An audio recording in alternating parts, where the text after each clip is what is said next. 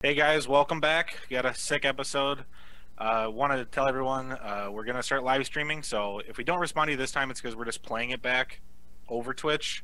So don't be concerned if I don't respond to you at all. That's not that I. What's hate up, you. chat? Give me some kappas in the chat. That's right. Let's get a couple kappas. And as you can see, our guest this week is fucking amazing. We have the Thunder from Down Under himself, who brings the fucking hype. Knock knock. It's Maynard. Hi, guys. Yeah, man. Thanks for joining us. Good to be on the show. It's good to be here. I already enjoy you guys quite a lot. We've had a good time on this call for a while. Been on the call for a while, just shit talking. You're talking a little bit of NFL, you know, some Bit of Starcraft. NFL, yeah. I've decided that Toast and I probably won't be friends in the near or distant future. It depends if I ruin your perfect season again. I mean, we'll see. Oh, that East Coast hate. That East Coast hate. The salt. Not that Super Bowl, no. Both of them, man. I Okay. know, man. Moving on. Moving on. Come on. I nearly raged. Hung up. Come on. He just quit. Like, oh, and we no longer have him. Okay. Yep. So we want to start with just like a little mini interview. We wanted to know, like, so what's like going on right now, like with like the Australian scene, like what's going on currently. Yeah. The Australian scene for StarCraft has always been quite small, and it is still. I think it's the smallest it's ever been, but it's also very passionate. Like we're starting to see again some community-run LANs, which existed back in 2011, 2012, and then really just kind of disappeared. Yeah. So I know guys like Probe and Pig are running their own sort of their own LANs, and they've had really good reception in the community. And as far as like our international pro player base goes, we only really have 2 or 3 guys that are good enough to sort of make it to the international stage. That's actually not really fair. I think a couple of them are good enough, but like they have the skill, but they don't really make it. But there's 3 guys that actually do make it. Like I would say, Iagus, Cedar, and Probe are kind of the guys right now. I would normally say Pig, but Pig has been prioritizing. He's been that content creator now. He kind of he's been prioritizing creating content and streaming a lot and coaching and that sort of thing, and also commentary as well because he's going to be. He's kind of doing it all. Like he's a great commentator. He's playing that day 9 role right now, which is pretty cool. Yeah. He's doing the Pig Daily, right? Yeah. I really appreciate the fact that he's filled those shoes. I feel like that was something that was missing. Yeah, I agree. I'm really happy for him. Yeah, and that's something we're kind of trying to do with the show. Like, I mean, obviously this show is never going to be as big as like State of the Game, but we're still trying to aim to bring content. And then if that's a good goal to shoot for. I mean, you got to shoot for the stars, and if it can ever be, is you know, as good as those guys were, I mean that's what our goal is to rival that. Yeah, I mean it's never quite the same, but it's something, right? And it's, you know, the game changes and what it is, the content changes, but at least there's something there somewhere. Starcraft also State of the Game is also from a different time, and if you're shooting for the middle, then that's the best you'll ever do. If you know what I mean. There you go. Excellent point. So the next question we have for you is you know, we know a lot about you as a StarCraft caster, but I'm sure there's a lot of life before then. What's it like being Maynard before like StarCraft came out? Years you know, worth of it, right? But, no, before that, like I wasn't made yet. You're an android. Like you just did not. Yeah, no, actually, I was bred in a lab to cast StarCraft. I was only allowed out of my tank in the lab. A little bit of Day9, a little bit of Artosis and Tasteless, kind of I wish I had more of them in me. I really wish I rephrased that. I was gonna say, but no, I actually, you know, there's a lot of what they do that I wish I had. For instance, I wish I had Artosis's brain. I feel like I have the passion there, and a lot of I was called the Australian Tasteless for a long time because we're very similar commentators, but it wasn't until Tasteless and I commentated together, which was actually quite recently in Montreal, that I realized that we're still quite different and we can actually cast together, because I didn't think we could, because if 2 people are too similar, I don't think that's a good combo. But when we cast together, it was really a really good time, and it was very easy as well, and that's the mark of a professional commentator. Well, you guys both bring the hype, and I know one thing: if there are 2 guys I wouldn't want to get in a fist fight with that are StarCraft personalities, it's you and Tasteless. So well, I also box in my spare time. So there we go. I knew it right there. I'd also throw In Control into that group. I would not. Yeah, no, I don't want to go toe to toe with In Control. Wrestling, I'll yeah. Fight Apollo, though. I'll fight you. That's okay. He's pretty fit these days. There you go. Yeah, he's getting strong. I'll still take him on. Maybe Maybe the Muslim. I'll fight the Muslim too. But we diverge. The before StarCraft, you know, what is Maynard's whole deal about? Pre-StarCraft, I was a student. I was studying to try and get into software engineering and into really actually into multimedia and film production, which is good because I'm trying to get back into that again now. With having a bit more spare time since I left work, I'm looking into producing my own content as well for StarCraft specifically because it's my favorite game. Yeah. And making my stream. Yeah. How about that? But, you know, I'm trying to make my stream a bit more professional. I want to do it regularly and that sort of thing. So I'm putting a lot of time and effort into making the overlays, the production, the videos, the fancy After Effects business, and all that sort of stuff to try and make it sexy. So that'll probably be coming early 2017, maybe late 2016. Looking forward for that. And I mean, and I was also a musician. I still am a musician, but I used to be in a band, primarily like a heavy industrial kind of band, like, you know, sort of a Nine Inch Nails, Fear Factory, and oh, definitely kind of band with a bit of Sixth in there. If you guys know Sixth, they're not super well known, but they're sort of like ahead of their time, math metal prog sort of kind of band. I don't know. Look them up. They're SIKTH. They've only just reformed this year, and they were one of my major inspirations for our songs back in the day. Guitar, like double bass pedal. Yeah. Double bass pedal. Well, I was actually the rhythm guitarist and singer. Okay. In the band. Ooh. Which is kind of, I guess, makes a bit more clear as to why I cast the way I cast, is because I learned how to control my voice and be able to be loud and endurance cast, basically, like be able to do it for all day, for a whole week. It all makes sense now. It's all coming together. It's the perfect package. I don't know if I'm the perfect package. I'm trying to look as good from the neck down as I do from the neck up. I mean, you're engaged, so I mean, you're doing something right. There you go. I know you made a lot of women cry, so. That's people watching on YouTube that, and I guess live on Twitch, that don't get that reference. I don't actually make women cry all the time. Just as right. It's just, yeah, I'm a bit of a heartbreaker. Okay, sure. We'll go with that. Well, you know, on that topic, so you did a little bit of casting last week, and speaking of the Twitch, make sure you guys check out twitch.tv/Maynard. And there's a couple of really interesting tournaments that were last weekend. So you had the ESL Australia and New Zealand Cup, right? And then there was as well as a balance test ladder sort of tournament, right? Yes, exactly. The ESL ANZ Cup is a $1,000 monthly tournament run by Blizzard ANZ. So they're kind of like the esports branch for Blizzard, or I guess the representative of Blizzard, and they're based in Sydney. And they basically fund all the Heroes, Hearthstone, and Starcraft content here, and I guess Overwatch on the way as well. Actually, they ran an Overwatch launch event that I was the host for back in May this year. But yeah, I mean, they put in the money along with ESL Australia, so another, the Australian branch of ESL, the international superstars that they are. They've been then partnered with Blizzard, have been producing the WCS Oceanic casts, which you may have seen, you may recognize me from if you don't usually see my stuff. Zeph and I have been casting the WCS Oceania for the past 2 or 3 years. It's in a studio, it's live on location, so I fly to Sydney for it. And it's a really, really brilliant cast with a really brilliant crew of people. And they run the ESL Cup monthly, and that was the Spring Cup. That was number 10, which was the final one for the year. So we wanted to go out with a bang. I don't always cast the ESL ANZ Cup. I'm often busy and that sort of thing, but I definitely wanted to be there for the final one because I'm a big believer in what they do, and I love to help them out.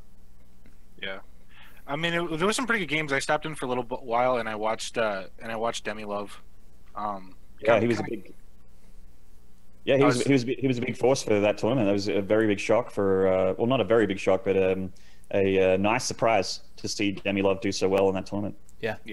I liked watching some of the Azure and Winter games. It was kind of cool seeing Winter bring the old like Hots, Muta, Ling Bane style, and then Azure with that really cool bio drop. It was when I see Ling Bane Muta that good, I start to quiver in my little Terran boots, man. I'm not very good against that style, and I had a tough time of it in Heart of the Storm, but in Legacy of the Void, you're on that Ultralisk clock timer. You know what I mean? So, yeah, a little bit different, but it was kind of fun to watch that. Upgrades, the Ultralisk is a lot more of a threat because they're going to be heavily upgraded by the time they pop out. Oh yeah.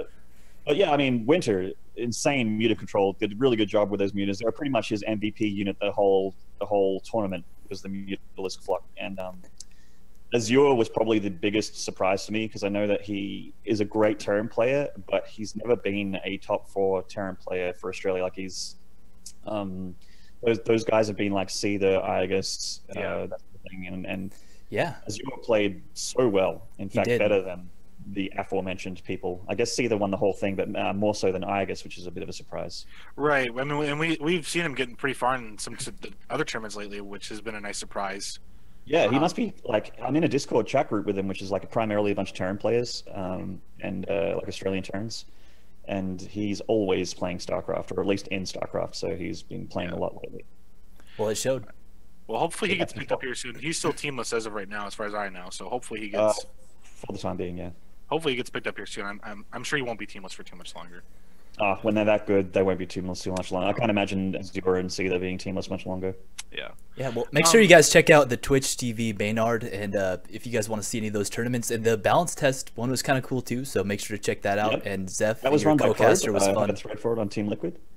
That was just a show match series, really. It wasn't so much a tournament as a bunch of show matches with $50 on the line per best of 3.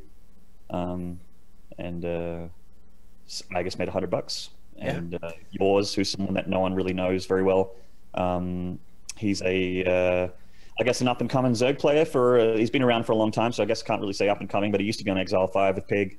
He's a really, really good Zerg player and beat Seether in a best of 3, which is pretty sick. But you know, it's...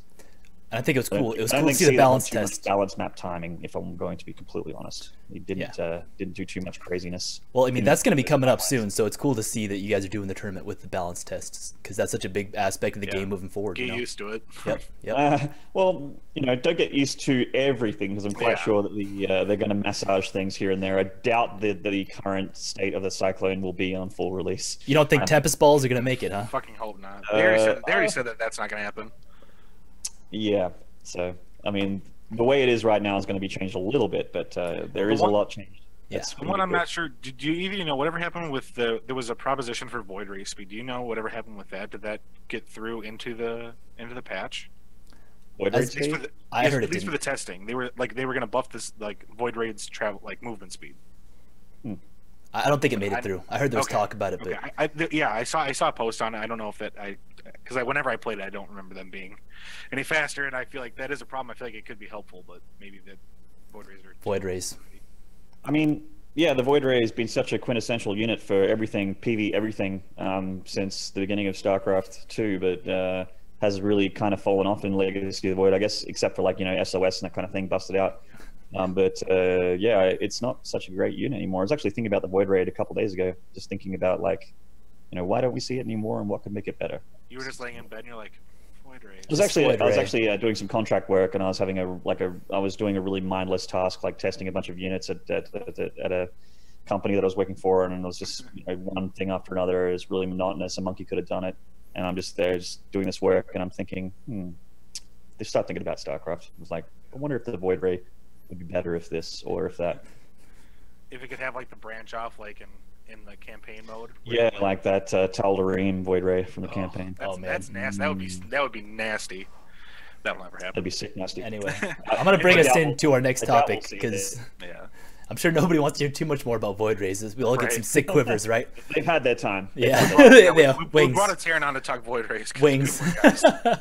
Well, we had some big news this week, and it was ProLeague, and ProLeague is done, and we lost 5 of our Kesma teams, and we really want to hear what you, as a person who's so close to Korea, has so much connection there, has to say about it, and what you think about what's going to be happening moving forward. Surprisingly, our time zone's really close to Korea, but our distance is still a long, long way away. Yeah, that's true. I remember when Texas and Itosis flew down to Australia, we thought Korea was a lot closer to Australia. It turns out it absolutely is not. It's like an 18-hour flight or something still. So. But we are we're 1 hour removed. When I have dinner, GSL's on, SSL's on, ProLeague's on. I guess not anymore, but GSL and SSL are still existing as far as I know. My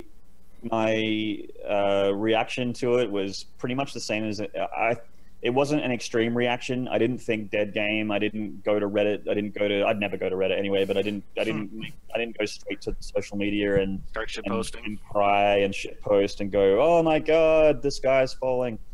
I was kind of in between I was between the meh whatevers and the sky's falling people. I was like right in the middle there. It's obviously a huge hit, and there's no way to say it's a good thing. There is no way to say that losing 5 Kesper teams is a good thing. That infrastructure and that safety net for all those players on a salary gone is horrifying. That test environment, that team house gone, as far as I know. The players. I mean, it's players, teamless, homeless. I don't know. I think that you just hit on the biggest point. It's the team houses. Like, that's what's made StarCraft so innovative and such a great place is Korea. The team houses. I mean, that's where the meta kind of comes from. And we lost 5 of the great team houses. A lot of the reason why the Koreans are the best is because they had those team houses and those those Kesper practice regimes that made them such a force in StarCraft 1. Yeah. I guess it's going to go away now for a lot of those teams. I mean, Jin Air and Afrika Freaks are still together, but for those other 5 teams, it's really horrifying for all those players, and I really hope that they all find homes because they still have their talent right here, and all they need is a place to practice and to have a mouth to feed, like make sure that they can live playing the game that they love. Because you don't get that good if you don't love the game. You know what I mean? Like you can't force yourself. I mean, I guess you can, but they have to love the game on some level to play it that well and that long and that many hours a day. You can't just do it if you don't enjoy yourself. And but to play it like a job, you have to have somebody supporting you, and that's what's great about KT. They have the money. It's this huge company. And they fund it. It's that is the team. That is the team that has the best of the best, and it's not there anymore. And it's just kind of scary to think about what it's going to be like without having KT in there. It is quite scary. I don't think it's scary for, like, I'll get into it in a minute. I think it's very scary for those players in particular and for the Korean scene. Yeah. I really hope that they find places to be because they're amazing players. They're the best in the world.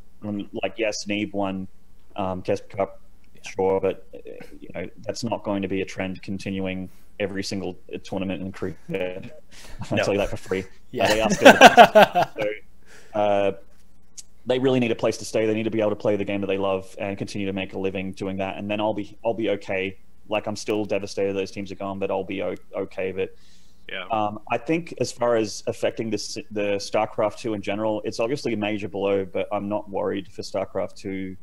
I don't think that's going to affect, like, make it dead game. Those people that are saying that the sky's falling, that the game's over, are really incorrect. I feel objectively incorrect because Blizzard, I like to think that they're smart enough to know that it's a terrible thing for a lot of Korea to go away, and a lot of what happened with Korea, like only having a couple GSLs and a couple SSLs, is actually kind of not Blizzard's fault. They kind of, they kind of happened because of the way that things went down behind closed doors in Korea. Like, it's not Blizzard's fault. They expected more tournaments for WCS for the players in Korea. That just didn't happen. Like, a lot of things happened. GSL changed hands. Afrika took over a lot because they're a lot more successful than GOM. Yeah. I mean, what I'm trying to say is, I don't feel like it's going to affect StarCraft to the level where it's going to end. It's going to be around for a very, very long time. I don't think that anyone should be worried in that sense. Yeah. Yep. WCS is going to continue for 2-3 years. Who knows? I'm sure they change it a little bit every now and then. I feel like WCS overall in 2016 was good. Obviously, it affected Korea quite heavily because they weren't getting as much money and the region locking and that sort of thing. And also, to touch on region locking, I feel like region locking had very little to do with, I mean, I've already told you guys when you touched me. Yeah. Well, everyone else is watching right now. I feel like region locking had very little to do with the decline of Korean StarCraft. I feel like that was mainly because StarCraft 2 in Korea was never popular. It was never even day one release when it started the esports boom in the West. The esports boom in Korea was already large and charged, and it was all about Brood War. It had nothing to do with StarCraft 2. And when StarCraft 2 came along, a lot of people gave it a go, but a lot of the Koreans, they didn't really care. Like, they didn't, like, a lot of them playing PC bangs. They didn't have the PCs that could run the game. Right. that's what I heard reports from back in 2010 from memory. But obviously, a lot of people can play StarCraft now, but StarCraft 2 is just never popular in Korea, and I'm surprised it lasted 6 years. I'm actually pleasantly impressed that it lasted that long. Clearly, there's a good niche crowd of people in StarCraft 2, of people in Korea that love StarCraft 2, and they really are very passionate about it. Again, it's a niche crowd. It's not the majority. It's a minority of people. The minority is not, those teams, KT, SKT, those teams you're talking about, they're a business. Yep. They're there to make money. They're not there to just welfare people to play play a game if it's not all day. They don't care. Like if they're not bringing in sponsors, if they're not bringing in attention to sponsors, and they're not bringing in big prize pools, then they're not contributing to the team, and they're a business. And they want to switch over to things that do make money. Yeah, and that makes sense. I mean, I think that's what it comes down to, is that these, the money's not there anymore. And I think that you make a good point that, Korea StarCraft 2 has the best players because Koreans simply were the best from Brood War, but it wasn't like StarCraft all of a sudden just died in the last 6 months because of Legacy of the Void. No, it wasn't ever the same. We, you look at the viewers for ProLeague lately, 10,000 on a good day, which is really not what Casper want. They want a lot more, and I guess there's YouTube streams, there's other ways to watch it and that sort of thing, but the Korean fan base is primarily what they want, and it wasn't there. Yeah. You would see it's a semi-final at the GSL and there's empty seats. I mean, that shouldn't exist. Yep. For a Brood War, it never would. But for StarCraft 2 it's horrible to say, because StarCraft 2 is my favorite game. I love it more than I will love it way more than StarCraft 1. Sorry, Brood War elitists, but as much as I love the game, you can't project what you love on other people. You can't just be like, it's like reading a game review of a game that you love, and you're like, why doesn't the reviewer love the game that I love? Fuck that guy. You can't. You love what you love. Yeah, that's a good way to put it. You love what you love, and I love StarCraft 2, and most of Korea didn't. And so that's basically the long and short of it, is it's not making money. It doesn't have the viewership, so it's gone away. There you go. Well, I think, but to say it's not like it's gone away. We still have GSL. Well, those teams have gone away. Those teams have gone away. ProLeague's gone away. The individual leagues are still around. I hear murmurings that there's going to be some, something on the wings for Korea. Maybe another team league, maybe something like that. I'm not too sure, but look forward to BlizzCon. I'm pretty sure. Like I have a lot of faith. Like, sure, a lot of people will say stuff like, Blizzard don't care. They killed it. They don't know what they're doing, and those people can think whatever they want. I'm not going to tell them they're wrong or that they're right, but I'm going to be saying that I personally have a bit more faith that Blizzard will be able to come up with something. I don't know what it is. I'm not a Blizzard representative. I don't have my finger on the pulse. I don't go to the community outings because a flight to Los Angeles is long and not cheap. Right. So, not worth it. I don't know what's going on behind closed doors. Like when the DT Blink thing was announced by David Kim at Montreal, I was actually the only commentator that never knew that was going to happen. So when you're just like, holy shit, Apollo went straight to me. First person he asked on that counter after David Kim balanced talk, he went straight to me and he's like, Maynard, what do you think about Blink DTs and changing the siege tank that much? I'm like, I'm the community right now. I'm a personification of the community. I'm like in shock still. My head's spinning of all the possibilities. I can't process this. But they're taking away adepts though, right? Yeah. But yeah, I mean, that's what my point is, that I'm not pretending to not know. I actually don't know. I'm going to find out when everyone else finds out what Blizzard's plan is, but I'm confident, and if I was a betting man, which I am, I would put money that they have a plan for Korea to try and kick it up a little bit, pump a bit more money into the region, maybe start more tournaments, maybe partner more with Alimo League, who is also running tournaments over there. Yeah.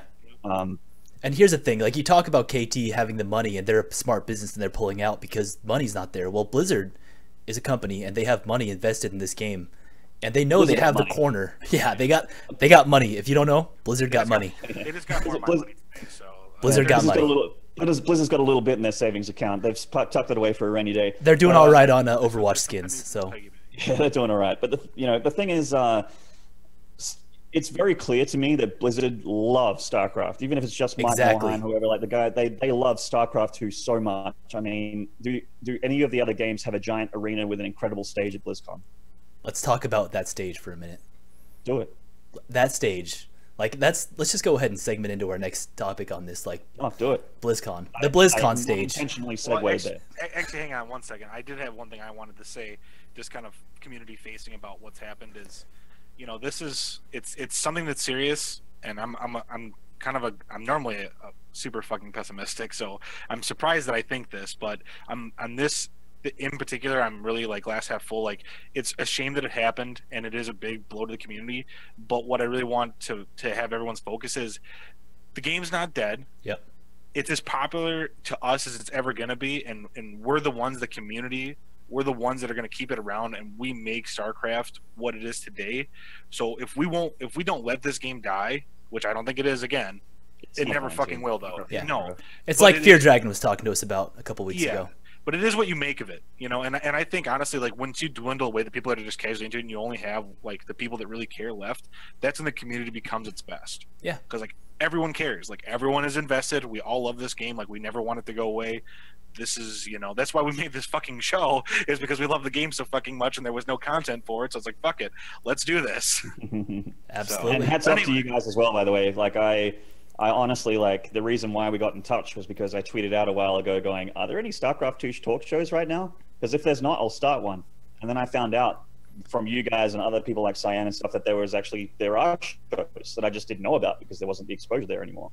Yeah. And then, And we're doing our best. I know, you know, oh, you're a brand new show, like whatever. Like, it's not a big deal. Yeah, we're having fun with it. Like, I think it's good. I'm not super special. Like, any of the commentators, like pretty much anyone that's going to BlizzCon right now, any commentator, any community figurehead will be happy to give you time of day to talk about it because they all love the game. So. And that's what's great about this community is everybody loves StarCraft, and that is so cool. Like, you talk about that StarCraft 2 is your favorite game.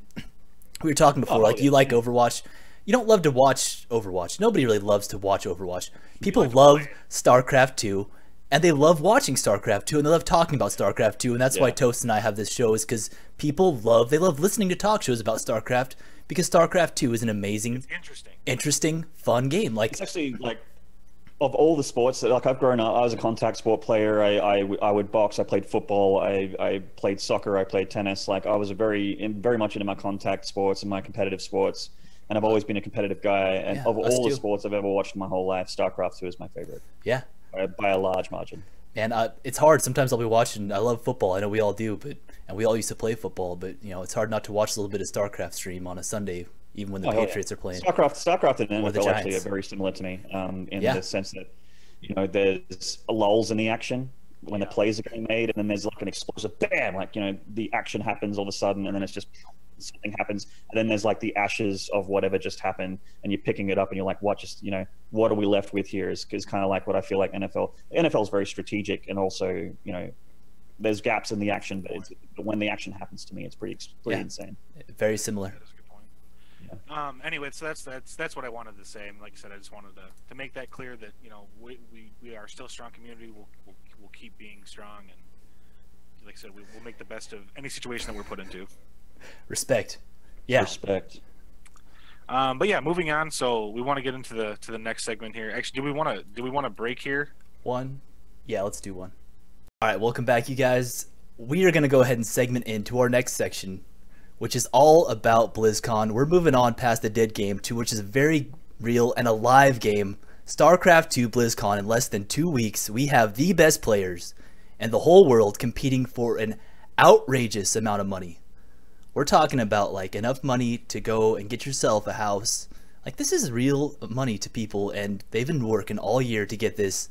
We have, you know, 8 Koreans and 8 of the best foreigners in the whole world going out there to get it done. And I'm glad we have you here, Maynard, because you got like the best insight onto this. So tell us what you think about it. I wouldn't say I've got the best insight, but I do have some insight. I mean, out of anyone here? Come on now. You got one of the best insights of anybody in the community. I have been at a BlizzCon before. I have had that commentary role at a BlizzCon before, and the crowd and the hype around it is bar none. Like, you just can't get enough of it. As a guy that, like, I actually feed on hype. like a parasite. I'm a parasite hype. Like I You feel the taint?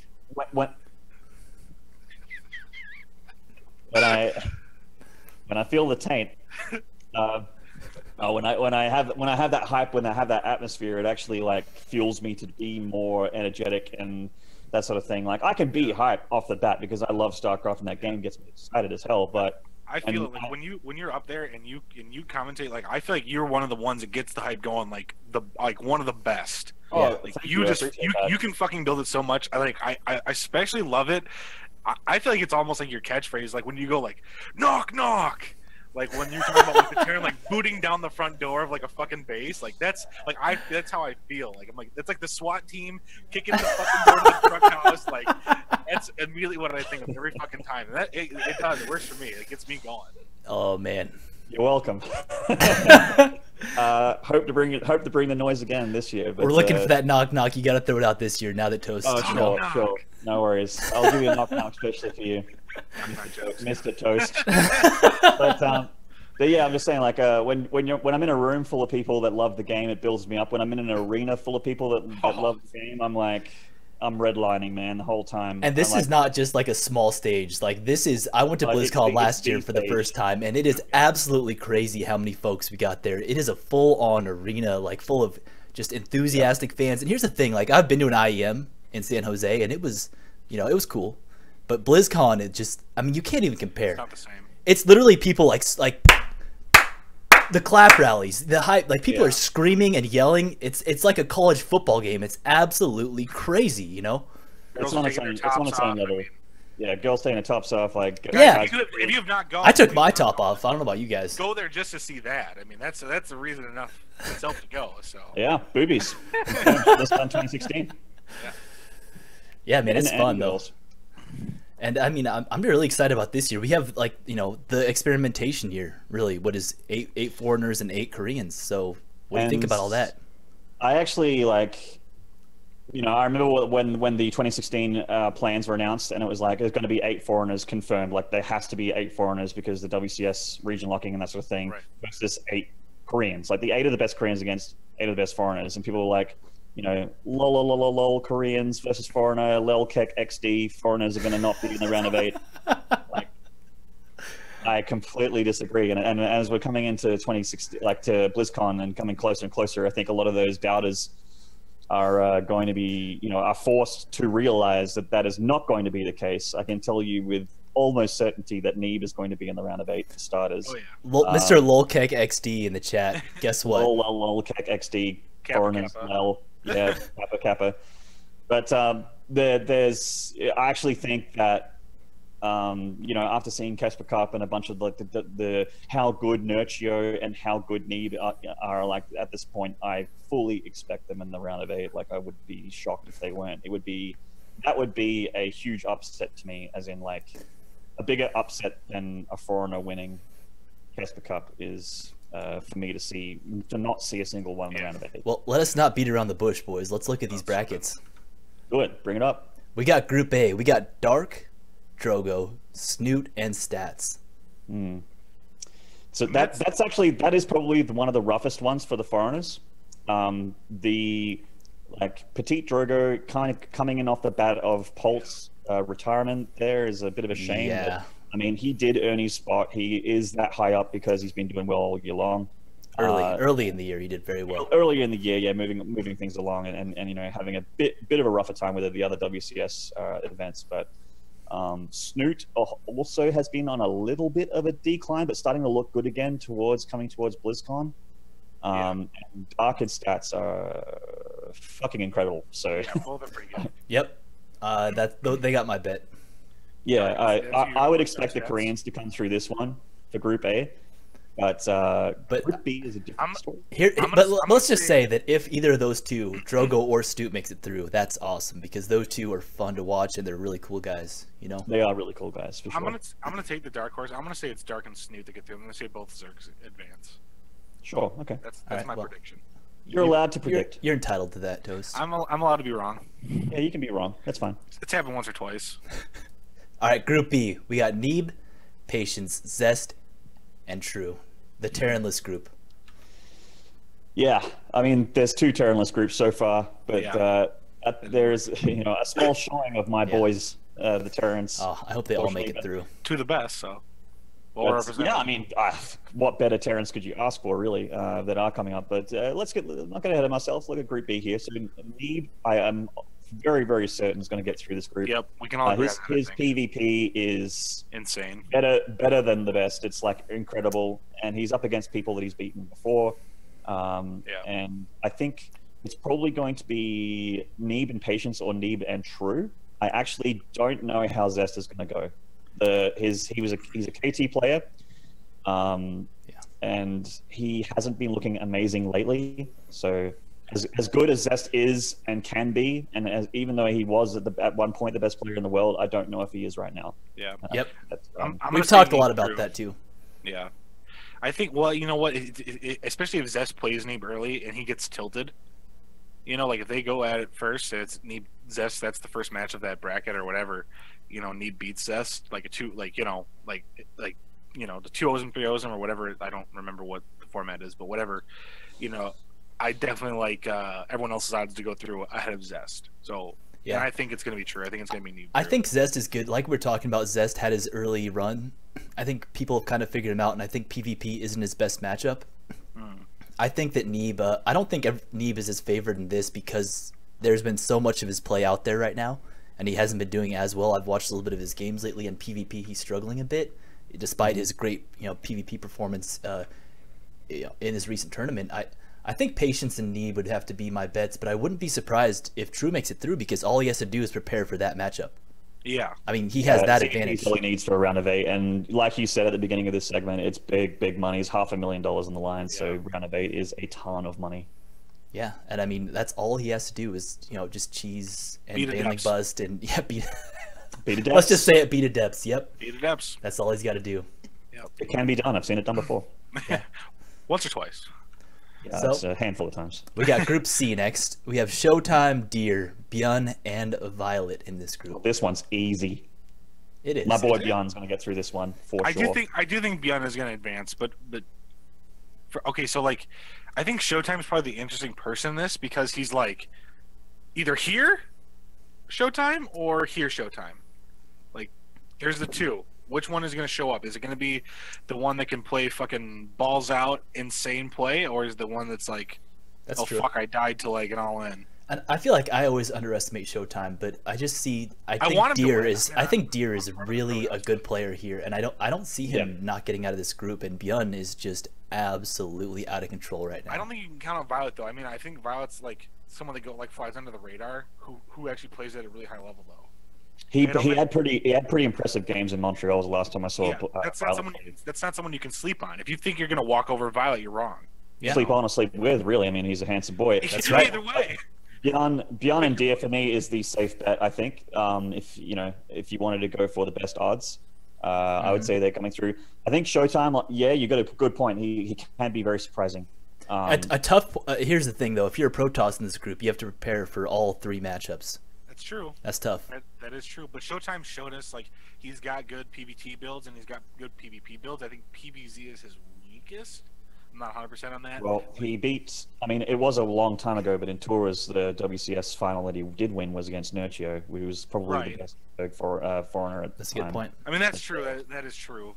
But there has been changes since then, and you got a point. It's probably not his best matchup, but I would say that I wouldn't put it past him to cause some upsets. Well, I definitely think he can beat Violet. Put it that way. Definitely. Yeah. One thing I also appreciate about Showtime is his shit talking. Like when they get him up there and he's like, "Oh, he's not very good. Like I'm just going to win." Like I just love his like subtle little whatever. That's kind of the foreigners have been doing it for a while, and it's cool for me to see the Koreans to start to do it as well, like just to smack talk a little bit. Yeah, like when Major came out like in the boxing robe and was like, that was pretty fun to see. It's cool stuff. All right, so let's move on to our last group. Yeah, Group D. We got Nurtio, TY, Solar, and a Laser. Oh, the big D. This one is old TVZ and ZVZ, and I am feeling it again for Nurtio. I think Nurtio is going to get through this one. but I think that you cannot go past TY or Solar as well. Unfortunately, as much as Alazer had a lot of hype around him, and he's another Polish player, and the Polish players are great. Okay, so we're talking about Group D here. We're specifically, I was specifically looking at the foreigners here, Nurtio and Alazer. I definitely think that, I mean, it's tough to argue that Alazer is the better foreigner in this group. I think Nurtio is probably, Nurtio is Neeb level to me in my brain, even though he didn't have that result at Casper Cup that a lot of people were kind of getting hyped for. I think he played incredibly well. I think he showed that he can definitely go toe-to-toe with the best. Unfortunately for him, the best of the best are also in this group. There's Solar in here is a finalist, TY, who had an incredible showing at WESG Korea. He's got a tough road ahead of him, but I think that it's going to probably be TY and Nurtio, or TY and Solar is my for this group, and I'm hoping for the former. Yeah, I'm gonna say Nurtio just because I think Nurtio's ZVZ is actually really, really good.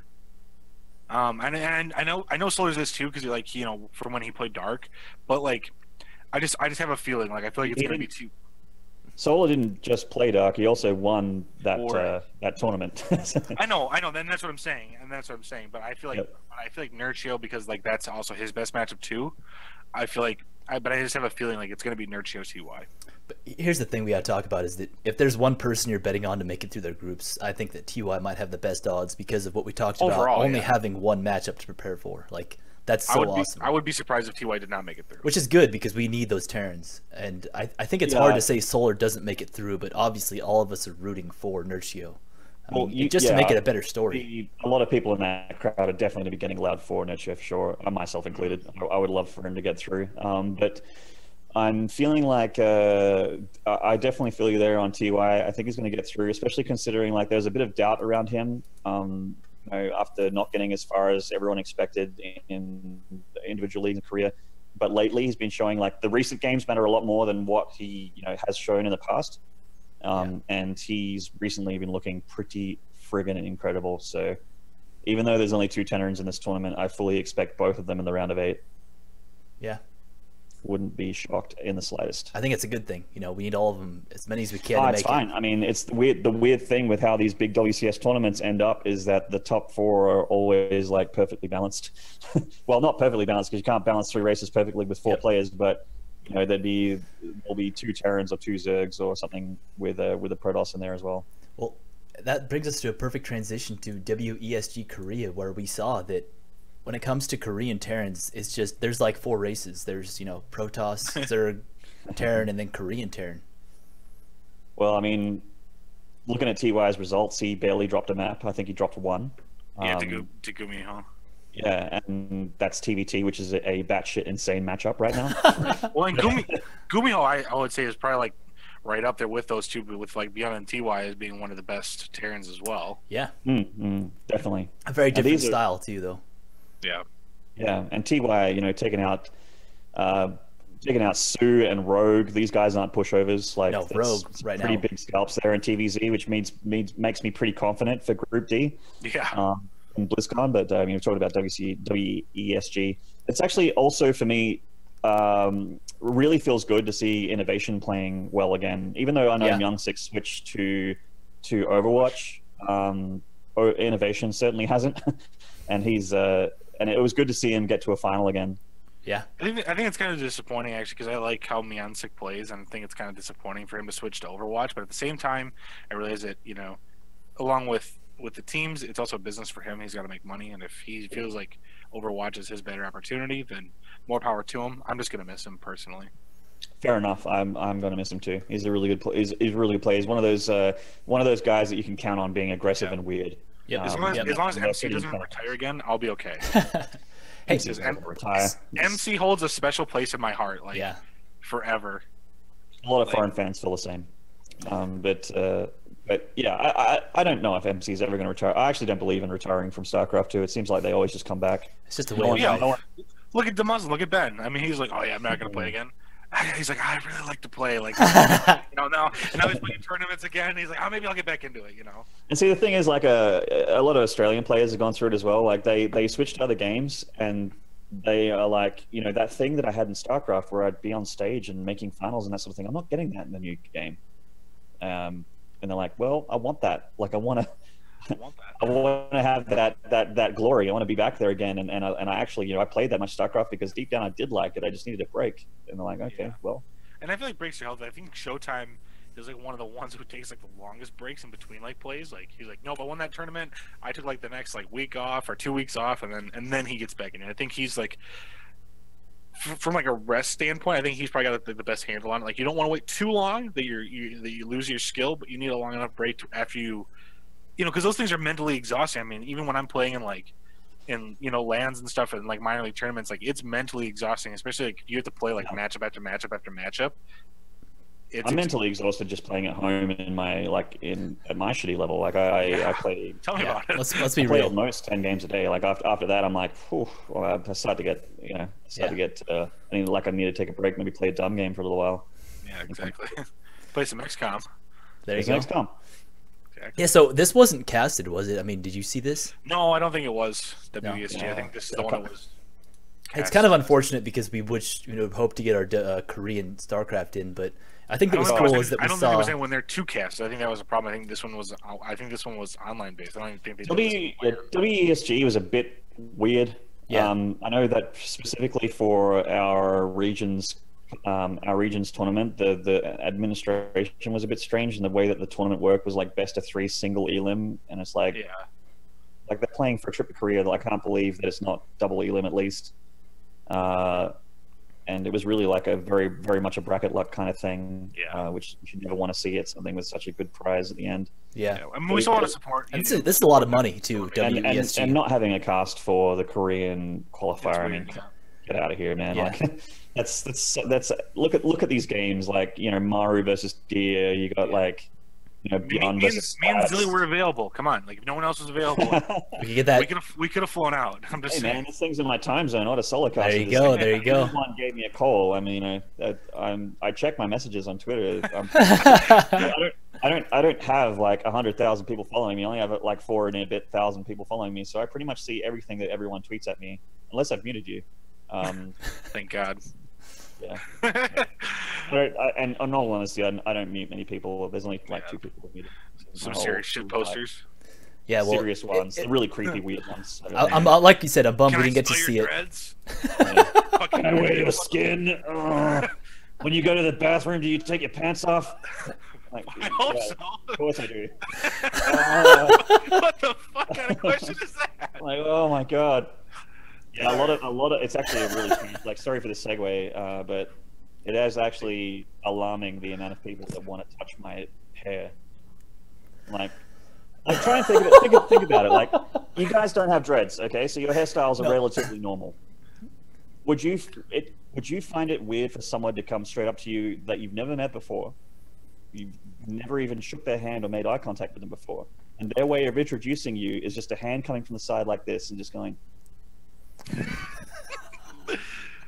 I get it with the beard sometimes. Sometimes people are just like, "Can I just like scruff you?" And I'm like, "No, don't touch me. I don't know where your fingers have been. Fuck that." Yeah, I mean, hey, for anyone out there that's a fan of mine that wants to meet me at BlizzCon, I will absolutely shake your hand and talk to you if I have any time at all. I got time for everybody that comes up to me. I know I don't have that many fans, but if anyone does, I'll be completely fine with it. I love meeting new people. It's part of the reason I love going to these events. Just don't grab his ass or his hair. I mean, unless you're to you that if girl. you do either of those, but it will probably be the last time. Remember, he was a boxing champ. He will knock you the fuck out. That's right. I wasn't a champ, but yeah, I mean, that shut the fuck up. He's the champ, boys. Yeah, anyway, the hold champ. on. We got to wrap this up. So, WESG Korea, SOS lost, Hero made a good run, and Beyond lost to Lucera. I think those are the takeaways for me looking at the brackets. Yeah. And we saw a lot of Terran, and that was cool.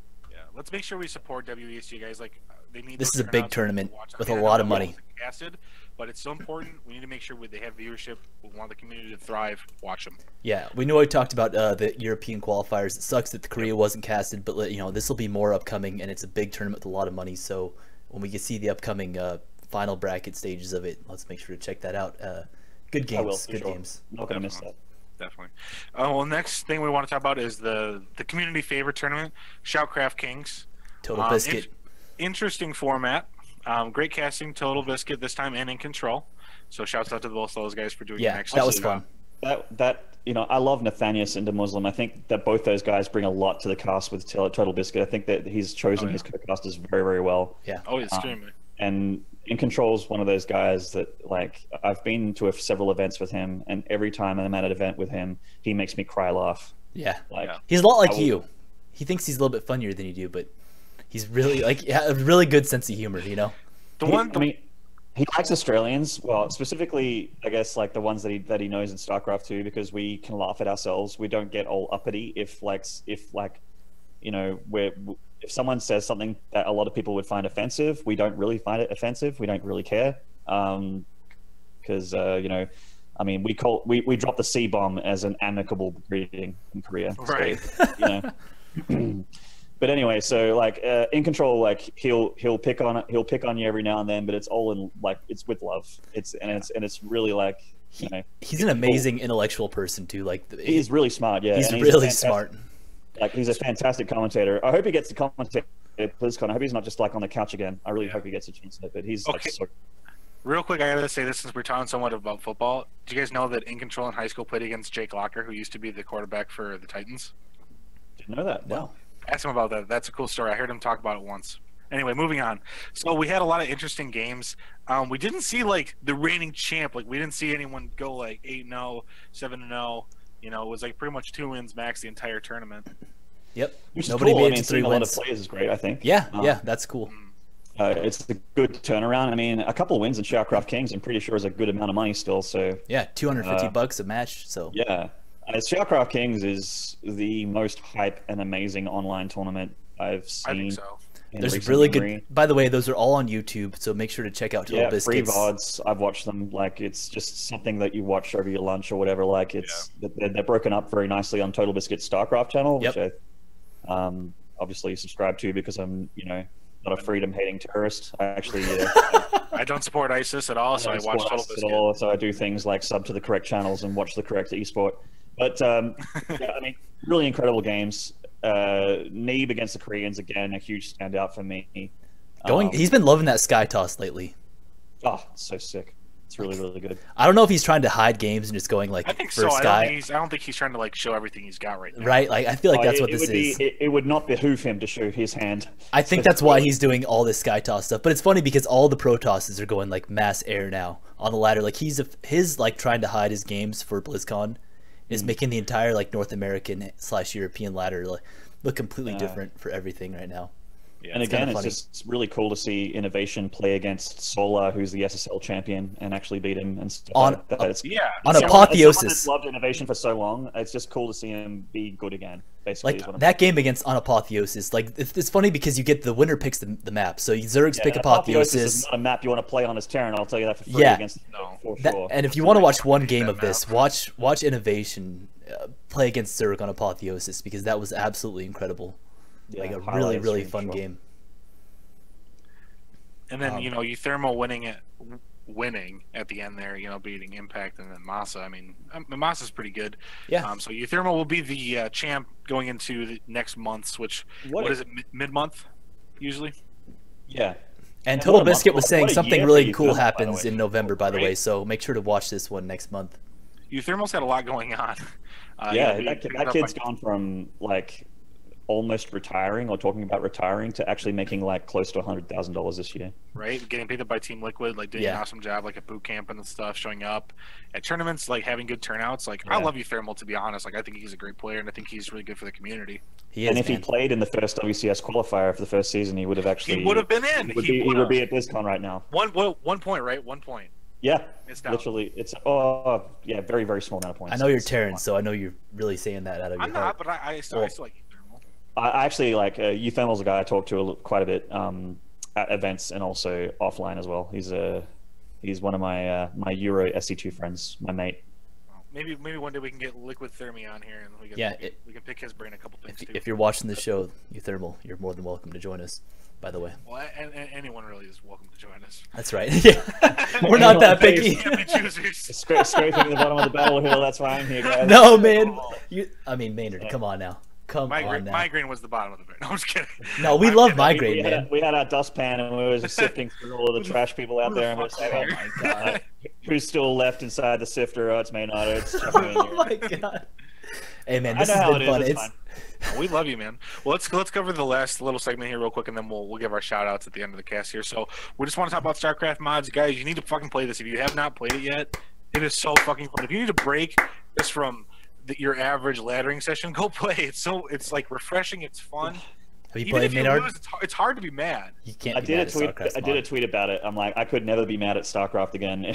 I don't care how many adepts kill my SCVs. Like, it's all fun when you're playing StarCraft's mod, right?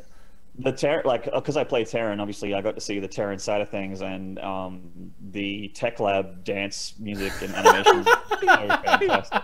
And now your Liberator has like a Statue of Liberty comes out. Yes. Oh my god. Incredible. It's beautiful. Not enough freedom. Top Kex. It's good.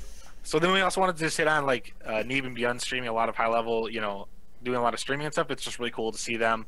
We know these tournaments are coming up, but it's so awesome to see them still taking the time out to stream and do kind of like the community stuff, which is awesome. Sue streamed yesterday as well, actually. I think it was a very, very short stream. Someone said it was like a test stream. Yeah, which means that he's going to stream more in the future. Yeah, and he's awesome. And he's an SKT player, so he's one of the guys who's lost his team. So it's cool to see that he's still playing. That's awesome. Exactly. Yeah. And then the last thing we want to hit on is the patch 3.7. We got the separate MMR per race, guys.